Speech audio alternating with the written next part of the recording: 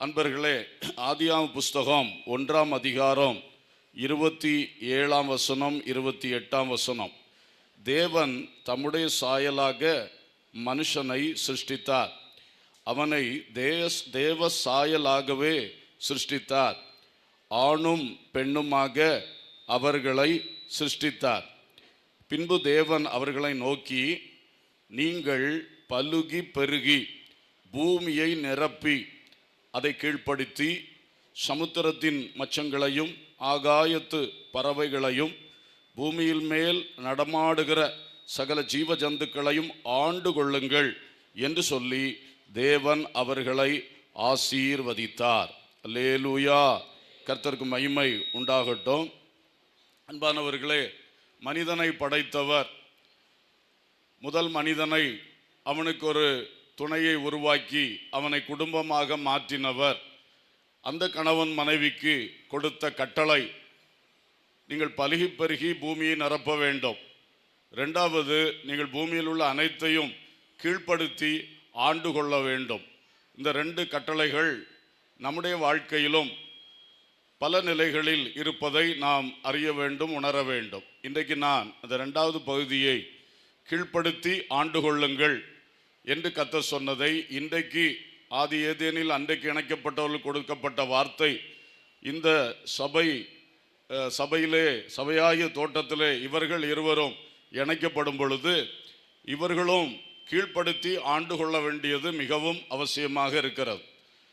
விசுவாச மக்கள் எப்பொழுதும் அறிந்த வசனம்தான், இருந்தாலும் இந்த குடும்பத்துக்காகவும் நம்ம எல்லாருடைய குடும்ப வாழ்க்கையின் வெற்றிக்காகவும் ஒரு விஷயம் நினைப்பூட்டும்படி விரும்புகின்றேன். முக்கியமாக இந்த வாழ்க்கையை, தனி வாழ்க்கையும் சரி, குடும்ப வாழ்க்கையும் சரி, நம்முடைய நித்திய வாழ்க்கையும் சரி, கெடுக்கிற, குழப்புகிற, தொந்தரவுகளை உண்டு பண்ணுகிற விஷயம் என்னன்னா பாவம் என்பது. அந்த பாவத்தை முதலாவது நாம் என்ன செய்யணும்? கீழ்ப்படுத்தி ஆண்டு கொள்ள வேண்டும். அன்றைக்கு அவங்களுக்கு மிருக ஜீவன்கள், பறவை பட்சிகள் எல்லாத்தையும் ஆண்டு கொள்ளும்படி சொன்னார். இன்றைக்கு நம்மோடு மோதுகிற இந்த காரியங்களை குறித்து அதிக கவனம் நமக்கு தேவை.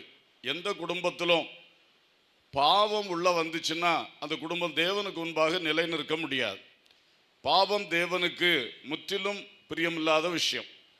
எந்த ரூபத்திலும் பாவம் உள்ளே வரக்கூடாது. அதனால இந்த அருமையான பிள்ளைகளும் பாவம் மன்னிக்கப்பட்டவர்கள், தொடர்ந்து இயேசுவின் வருகை மட்டும் பாவத்துக்கு வாழ்விலோ குடும்பத்திலோ இடம் கொடுக்காமல் வாழ வேண்டும். இவர்களுக்கு மட்டுமல்ல, நம்ம எல்லாருக்கும் பொதுவான வசனம்தான் நான் பேசிக்கொண்டு இருக்கின்றேன். ஆகவே அதில் ரொம்ப முக்கியம், அதில் ரோமர் 6:14 சொல்லுகிறது, நீங்கள் நியாயப்பிரமாணத்திற்கு கீழ்ப்பட்டிராமல் கிருபைக்கு கீழ்ப்பட்டிருக்கிறபடியால் பாவம் உங்களை மேற்கொள்ள மாட்டாது. அல்லேலூயா, கர்த்தருக்கு ஸ்தோத்திரம். அப்போ பாருங்கள், இயேசு கிறிஸ்துவின் இரத்தத்தினால் பாவமர கழுவப்பட்டு பாவத்திலிருந்து விடுதலை பெற்றவர்கள்.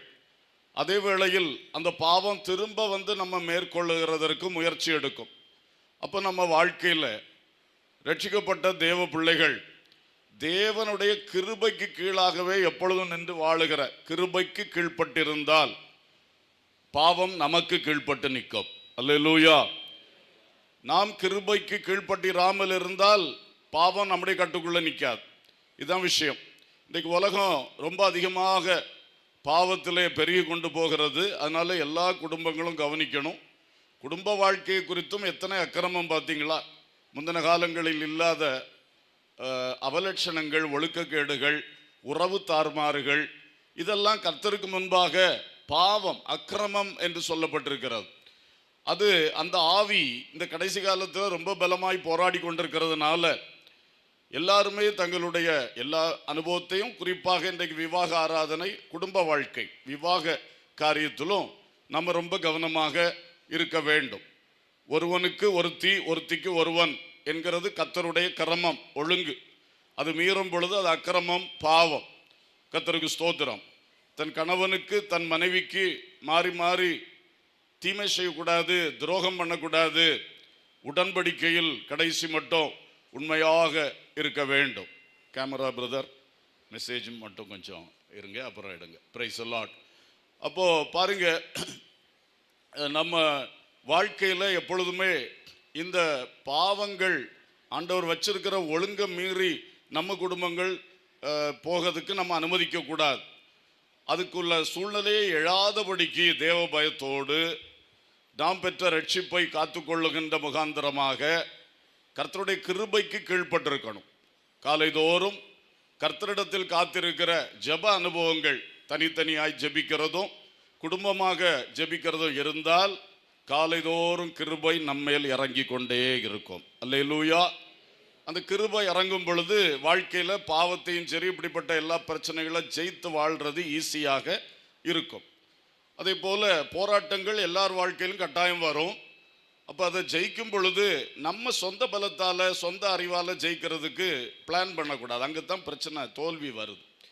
நம்ம எப்படி பாவ மன்னிப்பை பெற்றோம்? முழுக்க முழுக்க அது இயேசு கிறிஸ்துவின் செயல், கல்வாரியில் அவர் செய்த செயல். அல்லேலூயா. அவர் அந்த சிலுவையில் சம்பாதிச்சதை கிருபையாய் இலவசமாக நமக்கு தந்தார்.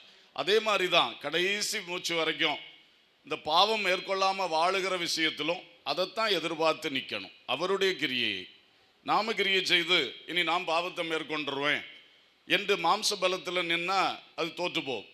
சுய அறிவில் சொந்த அறிவில் எல்லாம் நிற்க முடியாது.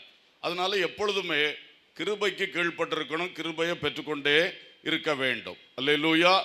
வசனங்களை வாசிக்க வாசிக்க கண்டிப்பாக அவரை தேடுகிறவர்களுக்கு, அவருடைய வசனத்தை தேடுகிறவர்களுக்கு அவருடைய தயவும் கிருபையும் அனுகூலமும் அனுக்கிரகமும் எப்பொழுதும் பூரணமாக இருக்கும். அல்லேலூயா. வசனத்திலும் ஜெபத்திலும் கவனம் செலுத்தி இந்த மாதிரி காரியங்களை, அதாவது பாவத்தை முழுமையும் ஆண்டு கொள்ளணும். ரெண்டு பேரும் சேர்ந்து அதில் கருத்தாக இருக்க வேண்டும். எந்த விஷயத்திலும் வசனத்துக்கு மாறான ஒரு காரியம் எங்கள் வாழ்க்கையில் வந்துடக்கூடாது என்பதில் ஆரம்பத்திலேருந்தே நீங்கள் உறுதியாக தெளிவாக இருந்தீங்கன்னா உங்களுக்கு வெற்றி எடுப்பது ரொம்ப ஈஸி. கர்த்தருக்கு ஸ்தோத்திரம். யோவான் 5:4 பார்க்கிறோம், நம்முடைய விசுவாசமே உலகத்தை ஜெயிக்கிற ஜெயம் என்று சொல்லியிருக்கு. ரெண்டாவது ஜெயம் எடுக்க வேண்டிய இன்னொரு காரியம் உலகம். உலகம்னு சொன்னால் இந்த மண்ணுலகம் அல்ல, இந்த மானுட உலகமும் அல்ல. மனுஷனுடைய உள்ளத்தில் குடியேறுகின்ற அந்த லௌகீகம் என்கிற உலகத்தை தான் பைபிள் சொல்லுது. மனுஷனுடைய உள்ளத்துக்குள்ளே உலகம் குடியேறி விடுகிறது. அதுதான் மனுஷனுடைய வாழ்க்கையை கெடுக்கிறது. தண்ணீர் நிறைய இருந்தால் தான் கப்பல் ஓட முடியும். ஆனால் கப்பலுக்குள்ளே தண்ணி ஏற ஆரம்பிச்சுன்னா அந்த கப்பல் முழுகி போகும். அதே மாதிரி தான் உலகம் இருந்தால் தான் நம்ம வாழ முடியும். ஆனால் உலகம் நம்ம உள்ளத்துக்குள்ளே ஏறிச்சுன்னா நம்ம வாழ்க்கை கவிழ்ந்து போகும், நம்முடைய விசுவாச கப்பல் கவிழ்ந்து போகும். அதனால் உலகம் இன்றைக்கு தேவை. பணம், பொருள், செல்வம், உலகத்தில் உள்ள வேலை வாய்ப்புகள், பல விஷயங்கள் இல்லாமல் மனுஷன் வாழ முடியாதே. அதே வேளையில் அந்த தண்ணீரின் மேல் பயணிக்கிற கப்பலாக இருக்கணுமே தவிர அந்த காரியங்கள் மனசுக்குள்ளே குடியேறதுக்கு விட்டுறக்கூடாது. அது உள்ளே வந்துருச்சுன்னா கண்டிப்பாக வாழ்க்கையை கவிழ்த்தி போடும். எனவே எல்லா குடும்பங்களும் சரி, விசுவாச குடும்பங்கள் இதில் கவனமாக இருக்கணும். இப்போ உலகத்தை ஜெயிக்கணும், உலகத்தை ஆண்டு கொள்ளணும், அதை கீழ்ப்படுத்தி ஆண்டு கொள்ள வேண்டும். அதுக்கு இங்கே தந்திருக்கிற நல்ல ஒரு ஆயுதம் விசுவாசம். அல்லேலூயா. தேவன் பேரில் வைக்கும் விசுவாசம், தேவன் நமக்காக நித்திய ராஜ்யத்தில் வச்சிருக்கக்கூடிய அழிந்து போகாத பொக்கிஷங்களை குறித்த விசுவாசம். அந்த விசுவாசம் அதிகரிக்க அதிகரிக்க உலக சிநேகம், உலக பொருட்கள் மேல் இருக்கிற ஆசை இச்சைகள் தானாக அது மங்க ஆரம்பிச்சிரும். அது நம்முடைய காலின் கீழே போயிடும், அது நம்மளை மேற்கொள்ளாது. அல்லேலூயா. எனவே கண்டிப்பாக வசனம் படிக்க படிக்கத்தான் விசுவாசம் நமக்குள்ள வருது.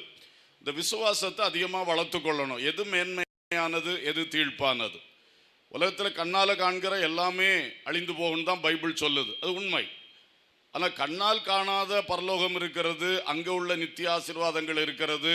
கண்ணால் காணாத நம்முடைய ஆத்மா இருக்குது, ஆத்மாவுக்குள்ள ஆண்டவர் வைக்கிற ஆசீர்வாதங்கள் இருக்கிறது. இதெல்லாம் நித்தியமாகனது, நித்தியம் வரைக்கும் வரும். அப்போ அவைகள் பேரில் வைக்கிற விசுவாசம் ஆட்டோமேட்டிக்காக இந்த உலகத்தின் காரியங்களை நம்மளை மேற்கொள்ள விடாதபடி அதை நம்ம கீழ்ப்படுத்தி ஆண்டு கொள்ளுகிறவர்களாய் மாற்றும். அல்லேலூயா.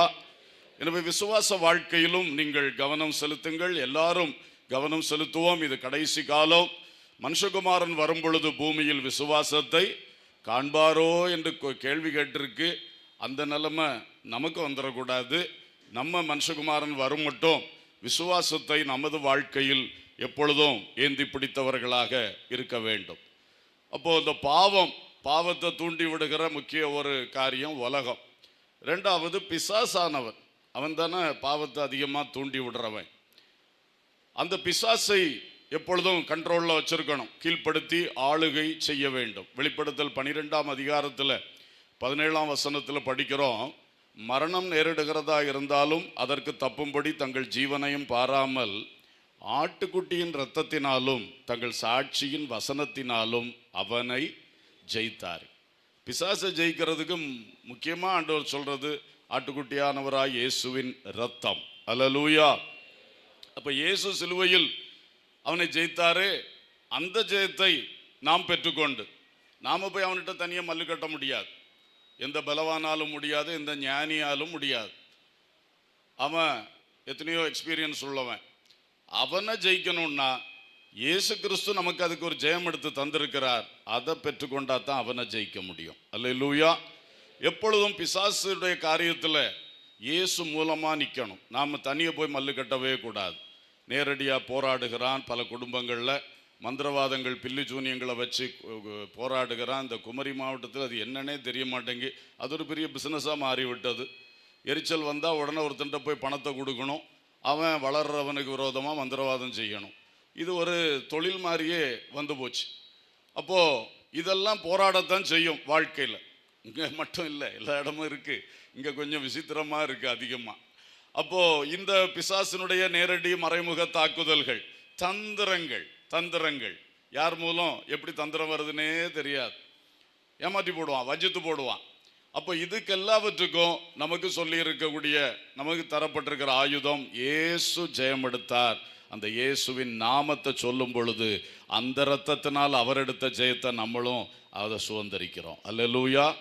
அதோடு சாட்சியின் வசனத்தினாலும் அவனை ஜெயித்தார்கள். இயேசு கிறிஸ்து கூட பிசாசு அவரை சோதித்த பொழுது வசனத்தை எடுத்து சொல்லித்தான் ஜெயித்தார் என்பதை நாம் பார்க்கிறோம். அதனால் படிக்கிற வசனங்களை விசுவாசமாக்கி கொண்டு நம்ம மனசுக்குள்ளேயும் பதிச்சு வச்சு அந்த வசனங்களை எடுத்து சொல்லும் பொழுது பிசாசு ஓடி போவான். அல்லேலூயா. அறிவிலிருந்து அல்ல, விசுவாசத்திலிருந்து, உள்ளத்திலிருந்து அந்த வசனம் புறப்படும் போது பிசாசுக்கு அதுக்கு முன்னால் நிற்க முடியாது. வார்த்தையில் வல்லமை இருக்கிறது. ஆமென். தேவனுடைய வார்த்தையில் வல்லமை இருக்கிறது. ஆகவே கண்டிப்பாக தேவ மக்கள் இன்றைக்கு பல போராட்டங்களை சந்திக்கிறவர்கள் இருக்கிறீர்கள். வியாதி போராட்டமா, பிசாசின் போராட்டமா, மந்திர தந்திர போராட்டமா, அல்லது ஏமாற்றுகிறவர்களா, உறவு பிரச்சனைகளா, பலதும் இருக்கிறது. ஆனால் அந்த மாதிரி நேரத்தில் நீங்கள் ஆண்டவர்கிட்ட சின்சியராக ஜெபம் பண்ணும்போது சில வசனங்களை உங்களுக்கு நினைப்பூட்டி தருவார். உங்கள் பாஸ்டர் மூலம் பிரசங்கத்தில் அதை சொல்லி தருவார், அல்லது பைபிள் வாசித்துட்டு இருக்கும்போது அதை உங்களுக்கு கவனத்தில் கொண்டு வருவார். அதை உடனே கேட்ச் பண்ணிக்கிடணும். அதை கேட்ச் பண்ணி அதை திரும்ப திரும்ப வாசித்து மனசில் வச்சு அடிக்கடி ஜெபத்தில் அதை அறிக்கை பண்ணிக்கிட்டே இருங்க. அந்த சூழ்நிலைக்கு நீங்கள் ஜெயம் எடுக்கிறதுக்கு அந்த சாட்சியின் வசனம் உங்களுக்கு பேருதவியாக இருக்கும். அல்லேலூயா. ஸ்தோத்திரம். ஆகவே இந்த அருமையான பிள்ளைகளும் சரி, எல்லாரும் உங்கள் வாழ்க்கையிலே இப்படிப்பட்ட ஜெயத்தோடு முன் செல்லுங்கள். ஒன்று கூட சொல்லுகிறேன், மாம்சத்தின் போராட்டமும் இருக்கிறது. உலகம், மாம்சம், பிசாசு பொதுவாக நம்ம சொல்லுவோம் முச்சத்துருக்கள். இந்த 3 பேரும் சேர்ந்து பாவத்தை கொண்டு போட்டு நம்மளை அழிக்கிறதுக்கு தான் ரொம்பவே முயற்சி எடுக்கிறது. மாம்சத்தின் போராட்டங்கள், மாம்ச சிந்தையினால் வரக்கூடியது, மாம்சத்தில் மனுஷர்களை கிளப்பி விட்டு செய்யக்கூடியது, இப்படியெல்லாம் இருக்கிறது. அப்போ ரோமர் 8ஆம் அதிகாரம் 13ஆம் வசனத்தில் பார்க்கிறோம், நீங்கள் ஆவியினாலே சரீரத்தின் செய்கைகளை அழித்தால் பிழைப்பீர்கள் என்று சொல்லி இருக்கிறது. அல்லேலூயா. மாம்ச சிந்தைக்கு இடம் கொடுக்காதீங்க, அது மரணத்தை கொண்டு வரும். ஆவியின் சிந்தையோ ஜீவனை கொண்டு வரும். அல்லேலூயா. அப்போ இதுலையும் கவனமாக இருக்கணும். மாம்சம், நம்முடைய சொந்த மாம்சம் முதல்ல, அதுவே பல காரியங்களும் சொல்லிக்கிட்டே இருக்கும், கிளப்பி விட்டுக்கிட்டே இருக்கும். இதனாலே எத்தனையோ குடும்பங்களில் பிரச்சனை வருது. சந்தேகத்தை கிளப்பி விடும், பிரிவினை கிளப்பி விடுகிறது. அதெல்லாம் ரொம்ப கேர்ஃபுல்லாக இருக்கணும். பரிசுத்த ஆவியின் நடத்துதலோடு வாழ கற்றுக்கொண்டால் இந்த மாம்சம், நம்ம சொந்த மாம்சமே நம்மளை வஞ்சிக்கிறதுக்கு இடம் இருக்காது. ஆவியினாலே அதை ஜெயிக்கணும். அது மட்டும் இல்லை, நம்முடைய மாம்ச உறவினர்கள் இருக்கிறார்கள், நண்பர்கள், உறவினர்கள்.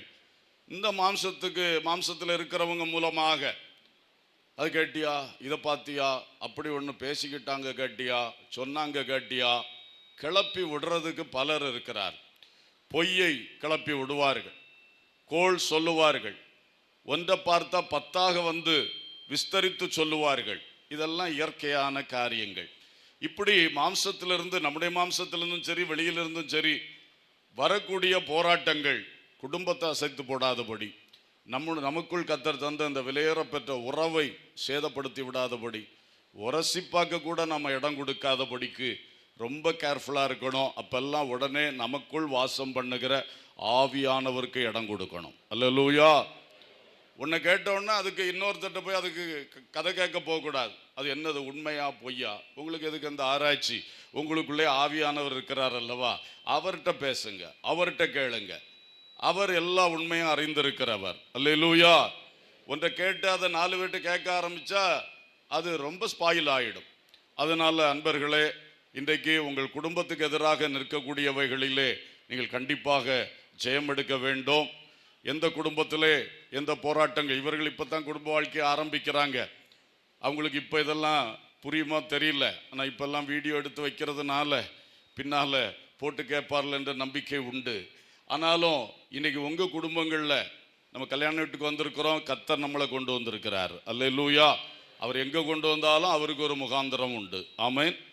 அதனால் உங்கள் குடும்பங்கள் இந்த கல்யாண ஆராதனையின் மூலம் ஆசீர்வதிக்கப்படட்டும்.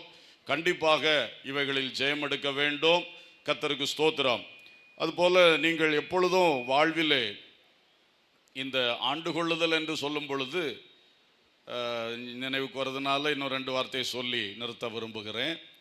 நம்முடைய சரீரங்களை, தெசலோனிக்கேயரில் ஒரு வசனம் இருக்கு, அவனவன் தன் தன் சரீர பாண்டத்தை ஆண்டு கொள்ள பார்த்து.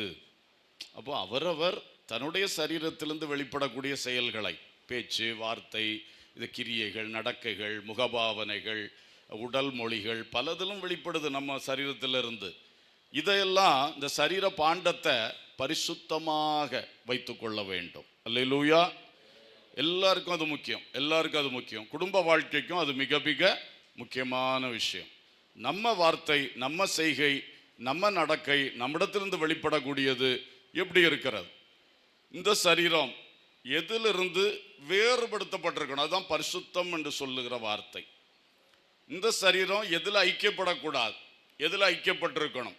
சரீரம், மனசு ரெண்டாவது, சரீரத்தினுடைய ஐக்கியங்கள் இருக்கிறது. அது ரொம்ப கேர்ஃபுல்லாக இருக்கணும். சரீரத்தின் ஐக்கியத்தில் மிக மேன்மையான ஐக்கியமே புருஷ மனைவி ஐக்கியம்தான். ஒரே மாம்சமாக இருப்பார்கள், அவர்கள் ஒரே சரீரமாக இருப்பார்கள்னு பைபிள் சொல்லுது. அப்போ அந்த விஷயத்தில் உங்களுக்கு இப்போ புரியும் எதில் வேறுபாடு காத்துக்கொள்ளணும். இந்த விவாக உடன்படிக்கைக்கு ஒரு கேடும் ஒரு பொழுதும் வராதபடி ஒவ்வொரு சகோதரனும் ஒவ்வொரு சகோதரியும் அதில் தன் தன் சரீர பாண்டத்தை பரிசுத்தமாய் ஆண்டு கொள்ள வேண்டும். அல்லேலூயா. கர்த்தருக்கு ஸ்தோத்திரம். மிக மிக முக்கியம். பிரசங்கி 4ஆம் அதிகாரத்தில் படிக்கிறோம், ஒருவனை யாதாம் ஒருவன் மேற்கொள்ள வந்தால் இருவரும் சேர்ந்து அவனுக்கு எதிர்த்து நிற்கலான்னு சொல்லியிருக்கு. அப்போ ஒரு பக்கம் நம்முடைய சரீரத்தை நாம் ஆண்டு கொள்வதோடு கணவனுக்கும் மனைவிக்கும் வரக்கூடிய பிரச்சனைகள், வெளியிலிருந்து வரக்கூடிய பிரச்சனைகள், கணவனுக்கு வந்தால் 2 பேரும் கணவனும் மனைவியும் சேர்ந்து அதை எதிர்கொள்ள வேண்டும். மனைவிக்கு வந்தால் கணவனும் மனைவியும் சேர்ந்து அதை எதிர்கொள்ளணும். பர்சனல் தாக்குதல்கள் வரலாம், வேற ஏதாவது தாக்குதல் வரலாம். அவ பாடு அவ பார்த்துக்கிட்டு, அவர் பாடு அவர் பார்த்துக்கிட்டு, அப்படி நம்ம நினைச்சோம்னா அது கர்த்தர் அமைத்த குடும்பத்தினுடைய அந்த லட்சணமே அல்ல. கர்த்தர் என்ன விரும்புகிறார், எதுக்கு துணையை தர்றாரு? கஷ்ட காலத்தில் உன்னுடைய சில வேளை எதிர்ப்புகள் வரும் பொழுது எல்லாத்துலேயும் நீங்கள் 2 பேரும் ஒன்றாய் நின்று அந்த சத்துருக்களை எதிர்கொள்ள வேண்டிய விதத்தில், பைபிள் சொல்லுகிற நல்ல விதத்தில் நீங்கள் எதிர்க்கணும். அதில் ஒருத்தர் எப்பொழுதுமே தனியாக விட்டுறக்கூடாது. மனைவிக்கு ஒரு கஷ்டம் வந்துருச்சு, புருஷனுக்கு ஒரு கஷ்டம் வந்துருச்சு, உடனே கை சுண்டி அன்னைக்கே சொன்னேன் கேட்டியா, சொல்ல ஒன்றும் கேட்க மாட்டா அப்படின்னு கோவப்பட்டா நீங்கள் தாக்கல ஆரம்பிச்சிட்டீங்க. அங்கே வெளியேந்து தாக்குதல் வந்திருக்கு. இப்போ நீங்களும் சேர்ந்து என்ன பண்ணுறீங்க, தாக்குறீங்க. அப்போ உங்களை கணவன் மனைவியாக வச்சு என்ன பிரயோஜனம்? யோசித்து பாருங்க. தப்பு இருக்கும், யார்கிட்ட குறை இல்லாமல் இருக்கு இன்னைக்கு. அப்போ கணவனிடத்திலோ மனைவியிடத்திலோ ஒரு வெளித்தாக்குதல் வரும் பொழுது அந்த தவறை சுட்டி காட்டுற நேரம் அதல்ல. அப்போ ஒரு மனமா நின்று ஒன்றா ஜெபித்து திடன் சொல்லி அதை விவேகமா, அதுக்காக தவறான வழியில போய் போராடுங்கன்னு சொல்ல மாட்டேன், வசனத்தின் வழியில நேர்த்தியாய் அதை முன்னெடுத்து நீங்கள் வெற்றி காணுங்கள். கர்த்தருக்கு ஸ்தோத்திரம். ஒருத்தர் விட்டு கொடுக்காதீங்க, ஒருத்தர் கை சூண்டாதீங்க. சகோதரங்களுக்குள்ளே இப்படி செய்யக்கூடாதுனாக்கும் பைபிள் சொல்லுது. அதிலும் சரீரபிரகாரமாய் ஒன்றாயிருப்பாலும் சொல்லப்பட்ட கணவன் மனைவிக்குள்ள மிக மிக இந்த விஷயங்கள்ல கவனமா இருக்கணும். அல்லேலூயா. இயேசு சொன்னார், பூமியிலே தாங்கள் வேண்டிக் கொள்ள போற எந்த காரியத்தை குறித்தாயிலும் பூமியிலே இருவர் ஒருமனப்பட்டால் அதை கர்த்தர் செய்வார், பிதாவானவர் அதை செய்வார். அப்போ ஜெயம் எடுக்கிறது நமக்கு ஆண்டவர் விசுவாசத்தை தந்திருக்கிறாரு, வசனத்தை தந்திருக்கிறாரு, அவர் ரத்தத்தை தந்திருக்காரு, கிருபையை தந்திருக்காருன்னு எல்லாம் பார்த்தோம், ஆவியை தந்திருக்காரு. எல்லாம் இருந்தாலும் ஜெபம் மிக முக்கியம் அல்லவா? அடிக்கடி எல்லாத்துக்காக அங்கே கேட்டுக்கிட்டு இருந்தா தான் இதெல்லாம் இன்னும் நமக்காக நம்ம பயன்படுத்துறதுக்குள்ள அறிவு ஞானம் கிருபை நம்ம தருவார். அந்த ஜெபத்திலையும் ரெண்டு பேரும் ஒருமனப்படுங்க. ஒன்றா கேட்டீங்கன்னா அதை செய்வேன்னு வாக்கு பண்ணி இருக்கிறார். அதனால குடும்ப ஜெபம், கணவன் மனைவி இணைந்து ஜெபிக்கிற ஜெபம், இந்த ஜெபங்களை நீங்கள் எல்லா குடும்பங்கள்லையுமே கொஞ்சம் செயல்படுத்துங்க. இப்போ எல்லாரும் பிஸி ஆயிட்டதுனால ஜெபங்கள் இல்லை. இதுதான் பெரிய தோல்வி இந்த தலைமுறைக்கு. அதனால ஒருவேளை நீங்களே பலர் தலைமுறைகளாக விசுவாச பாதையில் இருக்கிறவங்க இருக்கலாம். உங்களுக்கு தெரியும், உங்கள் தாத்தா பாட்டி காலத்தில் அல்லது அப்பா அம்மா காலத்தில் மணிக்கணக்காக குடும்ப ஜெபம் பண்ணின அந்த நேரங்கள் உண்டு. ஒருவேளை இன்னைக்கு மணிக்கணக்காக பண்ண முடியாட்டாலும் கொஞ்ச நேரமாவது பண்ணுங்க, அதை விட்டுறாதீங்க. ஆண்டவர் பாதத்தில் உட்காருங்க. உட்காரச்சுமே முழு மனசாக உட்காருங்க. அப்போ போய் ஃபோனை பேசிக்கிட்டு அதை பண்ணிக்கிட்டு இதை பண்ணிக்கிட்டு அப்படி செய்யாதீங்க. பயபக்தியோடு கர்த்தருடைய பாதத்தில் நீங்கள் குடும்பம் அத்தனையும் கூடி உட்கார்ந்தாலே அந்த உட்கார்றதுக்கே ஒரு கிருபை இறங்கும். ஒரு அல்லேலூயா சொல்லுவோம். அதுக்கு மேலே உத்தமமாக ஜெபிச்சிங்கன்னா, ஒரு மனமாக சேர்ந்து ஜெபிச்சிங்கன்னா பெரிய பெரிய காரியங்கள் நடக்கும். ஹல்லேலூயா. கண்டிப்பாக அன்பர்களே, இந்த வார்த்தைகளை எடுத்துக்கொள்ளுங்கள். கர்த்தர் உங்களை ஆசீர்வதிப்பார்.